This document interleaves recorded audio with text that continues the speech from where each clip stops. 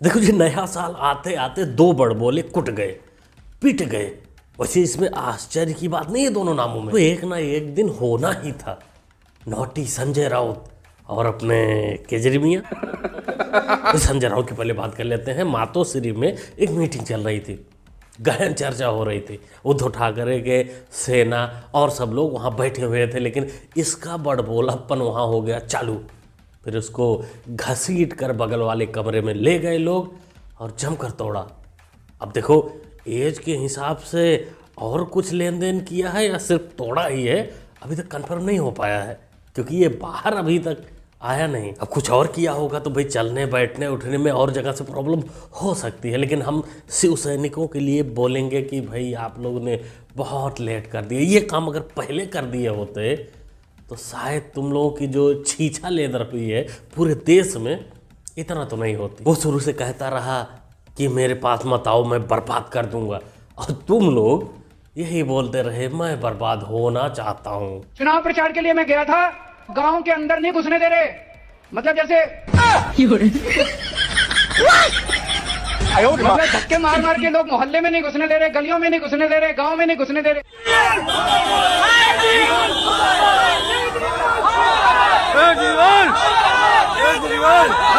अरे वो अकेले में निकलता ना तो उसको झाड़ू से, उसी का झाड़ू से उसको धो देते बढ़िया से, एकदम आ जाए सामने आ जाएगा धो देंगे। तो महिला सम्मान योजना देखा, अरे वो छोटा है, वो झूठा है। मोदी जी ने इस पिल्ले को, टोपीबाज को गजब का टैग दिया है। चोट्टा शहरों में तो लुटेरा नाम से फेमस है, लेकिन देहात में चोट्टा ही बोला जाता है, जो आगे आपको पता चल जाएगा कि इसने चोट्टागिरी या चोरी कैसे की है, आम आदमियों के जेब में जाल बिछाकर कैसे चोट्टागिरी की है, आगे आपको पता चलेगा। लेकिन उससे पहले भाई देखो, ठंड बढ़ गई है, तो ठंड में कुछ ठंडी कम करने के लिए ज्ञान होना चाहिए। अब पप्पू पेलू से अच्छा ज्ञान कौन दे सकता है, आइए लेते हैं। ये आपने स्वेटर क्यों पहन रखा है? नहीं, इसका कारण ये नहीं है। इसका कारण ये है कि आप सर्दी से डरते हो।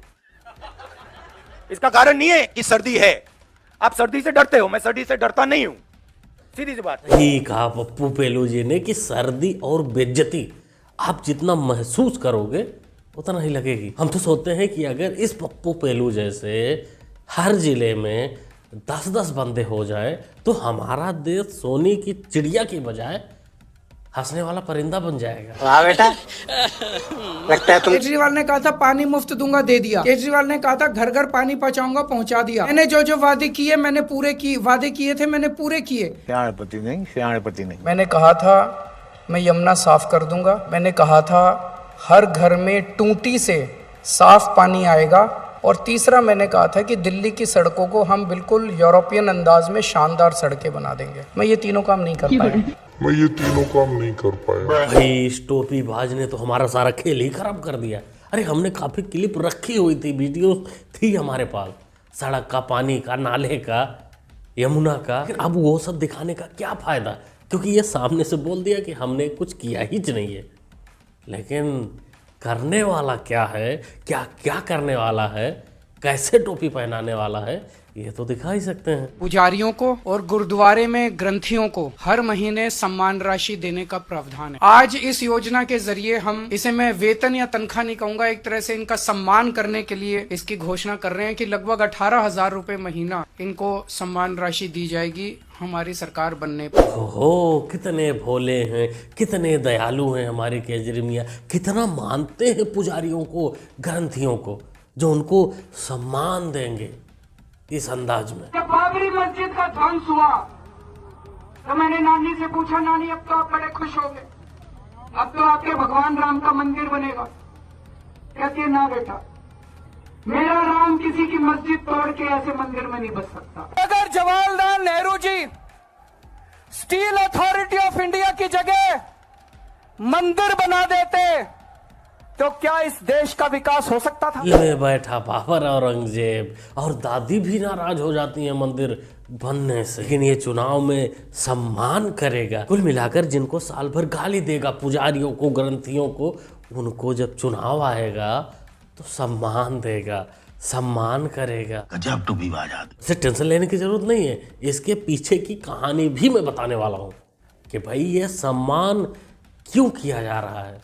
सारा मामला चुनाव का ही नहीं है, वोट लेने का ही नहीं है, नहीं, मामला कुछ और है। बंदा पहले वक्फ बोर्ड के जरिए मौलानाओं को सैलरी बांटा करता था। पहली तारीख को वक्फ बोर्ड के इमामों को तनख्वाह मिलती है, जिस तरह से दिल्ली सरकार के विधायक को मिलती है, उस तरह से इनको पहली तारीख को मिलती है। सुन लिया ना, पहली तारीख को जैसे नेताओं मंत्रियों को सबको मिल जाता है, सरकारी कर्मचारियों को, वैसे ही इमामों को 1 तारीख आते ही सैलरी यानी खैरात उनके अकाउंट में चली जाती है। इसमें दिक्कत तो कुछ थी नहीं, सब कुछ बराबर चल रहा था।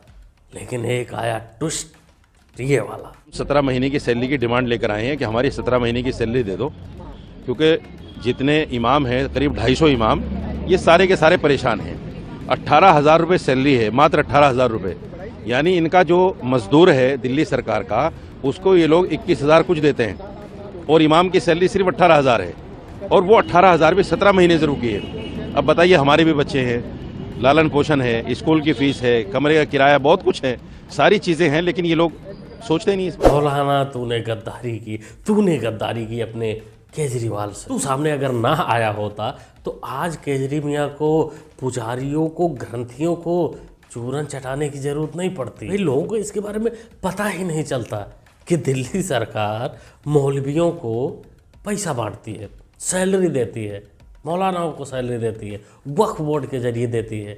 एक वीडियो तो पहले मैं दिखा चुका हूँ कि इसने बोला ये सामने से कि मैं वक्फ बोर्ड को इतना मजबूत करूँगा, इतना पैसा दे दूंगा। मन धन से केजरीवाल भी और दिल्ली सरकार भी पूरी तरह से वक्फ बोर्ड के साथ है।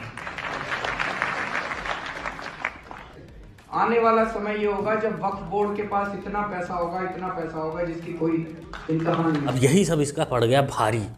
भाई देते थे पैसे, मजबूत करने के चक्कर में थे अंदर ही अंदर, लेकिन जब से ये लोग बाहर आ गए तो भाई मजबूरी हो गई कि अगर मौलवियों को दे रहे हैं तो पुजारियों को देते हैं।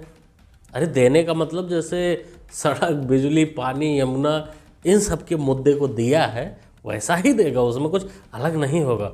लेकिन एक टैग तो चिपका देगा कि हम पुजारियों को भी देते हैं। सलमान खान से डर लगता है? लगना चाहिए। भाई को लाइक शेयर चाहिए। बिश्नोई समाज से रिक्वेस्ट है, प्लीज़ इसका लाइक शेयर एक बार बढ़वा दीजिए, क्योंकि भाई शरीर में भी चुल मच जाती है ना। काफ़ी दिनों से अगर इलाज ना हुआ हो तो शरीर में मूर्छे लग जाते हैं।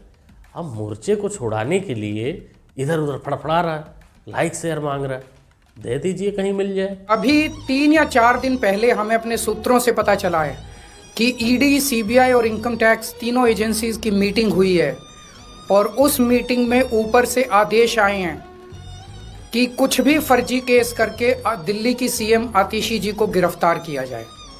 ये मैं पूरी जिम्मेदारी के साथ आज बहुत बड़ा आरोप लगा रहा हूं कि इन तीनों एजेंसीज को ऊपर से कहा गया है कि दिल्ली की सीएम आतिशी जी को कोई भी फर्जी केस बनाकर गिरफ्तार किया जाए। ऊपर से ऑर्डर आए ना आए कोई बात नहीं केजरी मियाँ, लेकिन तुम या तुम्हारी हाथ से भाई सीएम वही है तो उनको ये बोला जाएगा। जिस प्रकार से तुम लोग आम जनता की जेब को काट रहे हो ना, वो तो बजाएंगे, प्लस कानून भी बजाएगा। पैसे निकल गए, ओटीपी नंबर मांगते हैं, पैसे गायब। 4-5 औरतें रो रो के घर पे बुरा हाल है आदमियों के। अपने उन्होंने क्या कहा, अपने पति का भी नंबर दे दिया, पतियों के बैंक से भी अकाउंट पैसे खाली हो गए। तो कहाँ से विश्वास करें केजरीवाल पे? झूठी है, झूठा मक्कार, 1 नंबर का। ओटीपी, हाँ ओटीपी बताते हैं, फॉर्म भरवाते हैं, पैसे गायब।